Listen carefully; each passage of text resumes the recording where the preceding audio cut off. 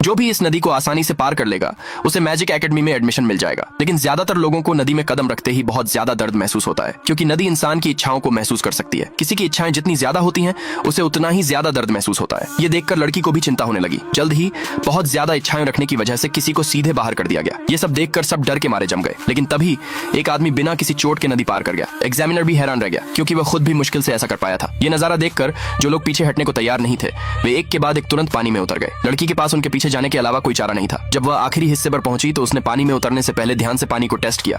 हालांकि जहां बाकी सब लोग बहुत ज्यादा दर्द सह रहे थे, वहीं लड़की यह देखकर हैरान रह गई कि नदी उसे सिर्फ ठंडक और ताजगी दे रही थी। सब हैरान रह गए। वह खुशी खुशी पानी में खेल रही थी, जरा भी दर्द महसूस किए बिना। बाकी लोग बड़ी मुश्किल से पानी पार कर गए और टेस्ट पास कर लिया। लेकिन जैसे ही वे खुशी खुशी एकेडमी की तरफ बढ़े, उन्हें उसके सामने सिर्फ एक लोहे की चेन मिली। चेन के नीचे एक गहरी चट्टान थी।